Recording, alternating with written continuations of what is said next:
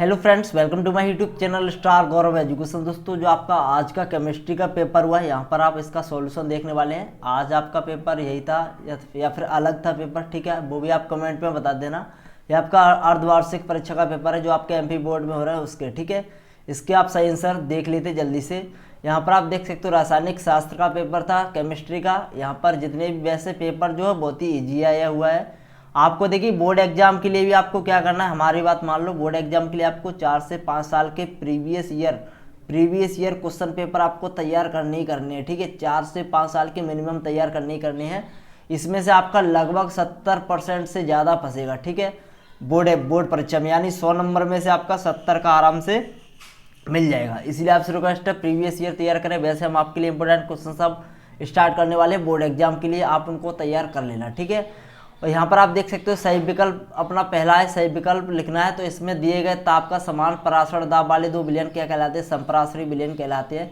इसमें मोल हेतु कितने फैराड आवश्यक, इसका 3 फैराड इसका राइट आंसर हो जाएगा, ठीक है।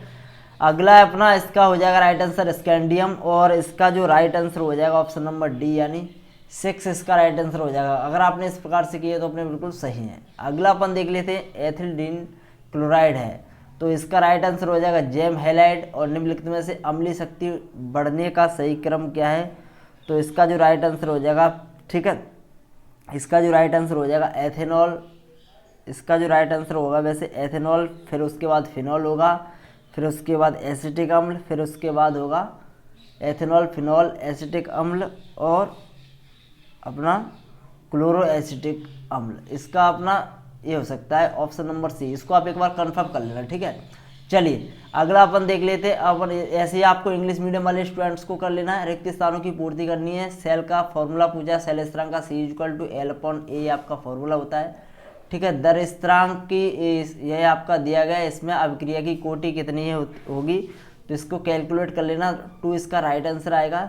Zn की कितनी ऑक्सीकरण अवस्था दर्शाता है, तो Zn जो आपका +2 ऑक्सीकरण अवस्था दर्शाता है, +2 भर लेना। संयोजकता बंध सिद्धांत के अनुसार इसमें अपना कौन सा संक्रमण पाया जाता है, तो DsP2 संक्रमण पाया जाता है इसमें, ठीक है। अब अपन देख लेते हैं एल्डिहाइड से अभिकर्मक के साथ डॉट डॉट रंग देता है, तो इसका आप कंफर्म कर लेना। इसका राइट आंसर वैसे गुलाबी या मेजेंटा ही होगा, ठीक है। अब अपन देख लेते हैं विटामिन B6 का रासायनिक नाम, तो पायरोडॉक्साइन इसका राइट आंसर हो जाएगा, पायरोडॉक्साइन, ठीक है। पायरोडॉक्साइन इसका राइट आंसर हो जाएगा। अब अपन देख लेते हैं अपने सत्य असत्य जल्दी से। तो पहला जो अपना हो जाएगा वो हो जाएगा अपना असत्य, ठीक है। ये अपना क्या हो जाएगा, असत्य हो जाएगा। और जो दूसरा है वो अपना हो जाएगा सत्य, ठीक है। और जो तीसरा लेंथनाइट की तुलना में एक्टिनाइट अभिक्रियाशील होते हैं, तो इसका जो राइट आंसर हो जाएगा तीसरे का वो हो जाएगा सत्य, ठीक है। अगला जो है इसका राइट आंसर हो जाएगा असत्य, ठीक है। इसका जो राइट आंसर हो जाएगा सभी जो एंजाइम है वो गोलाकार प्रोटीन होते हैं, तो ये अपना बिल्कुल सत्य हो जाएगा। अभिक्रिया का वेग अभिकारक की सांद्रता की व्युत्क्रमणपाती नहीं होता है बल्कि समानुपाती होता है, तो इसमें व्युत्क्रमणपाती दिया है, तो ये अपना असत्य हो जाएगा, ठीक है। इस प्रकार से अपने सत्य असत्य हो गए। अब अपन देख लेते हैं सही जोड़ी। तो सही जोड़ी में अपना पहला है जल का राइट आंसर हो जाएगा 6 के साथ लोहा का हो जाएगा अपना ऑप्शन ए मिला दो, ठीक है, ठीक है। अब अपन देख लेते हैं इसका जो राइट आंसर हो जाएगा, इसका सामने से सामने मिला दो, और इसका जो राइट आंसर हो जाएगा वो हो जाएगा फॉर्मल्डिहाइड, इसका हो जाएगा ग्लूकोज, ठीक है। इस प्रकार से आप इसको जोड़ियों को मिला लेना। अब अपन देख लेते हैं एक शब्द में उत्तर जल्दी से। तो एक शब्द में उत्तर हेनरी का नियम पूछा गया है, तो हेनरी का नियम सभी को पता होगा, इंपॉर्टेंट भी है हेनरी का नियम, आपको तैयार करना है, ठीक है। बोर्ड एग्जाम के लिए भी इंपॉर्टेंट है। P क्या होता है, KH और X। यहाँ पर K क्या है, KH क्या है, हेनरी स्थिरांक है। X क्या है, विलयन में गैस का मोल अंश है X, ठीक है, विलयन में गैस का मोल अंश, और KH हेनरी स्थिरांक। आर्यनीय समीकरण लिखना है, तो आर्यनीय समीकरण ये बिल्कुल सही लिखा है, AE⁻ EA/RT, ठीक है, ये होता है आर्यनीय समीकरण, ठीक है। K अगला अपन देख लेते हैं इसमें परमाणु क्रमांक 25 के लिए चुंबकीय आघूर्ण की गणना करनी है, तो 25 के लिए चुंबकीय आघूर्ण की गणना करनी है, तो इसका जो राइट आंसर 5.92 ही आएगा लगभग, ठीक है। और कैसे आएगा, इसका एक फॉर्मूला होता है अपना n+2, ठीक है, n+2 रूट में होगा, ठीक है। तो इसको आप कैलकुलेट कर लेना। इस n की जगह पे आपको 5 रखना है, आंसर आपका निकल के आ जाएगा, ठीक है। चलिए अब अपन देख लेते हैं अपना अगला जो प्रश्न है। इसमें चौथा प्रश्न है, इसका IUPAC नाम लिखना है। तो इसका IUPAC नाम हो जाएगा 2-मेथॉक्सी-प्रोपेन। 2-मेथॉक्सी-प्रोपेन हो जाएगा 2-मेथॉक्सी और प्रोपेन। ठीक है, इस प्रकार हो जाएगा। और इस अभिक्रिया को पूर्ण करना है। यह जो अभिक्रिया है वो हो जाएगी अपनी कौन सी अभिक्रिया? ये जो अभिक्रिया वो अपनी हो जाएगी क्लीमेंसन अपचयन अभिक्रिया है। कौन सी है? क्लीमेंसन अपचयन। इनको याद कर लेना सभी को, ठीक है।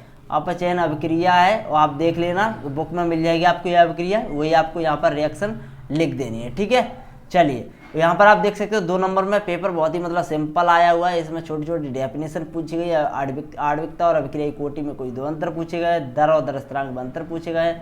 जो इंपॉर्टेंट क्वेश्चंस थे वही है इसमें पूछे गए हैं। और बोर्ड एग्जाम का पेपर भी आपका ऐसा ही बनेगा, ज़्यादा कठिन नहीं बनेगा, आप बिल्कुल भी चिंता ना करें। ठीक है, यहाँ पर आप देख सकते हो सिंपल आया है। जो इंपोर्टेंट प्रश्न थे वो है DDT का IUPAC नाम, इसकी संरचना, फिटिंग, अभिक्रिया आ गई, प्राथमिक एल्कोहल, द्वितीय एल्कोहल, तृतीय।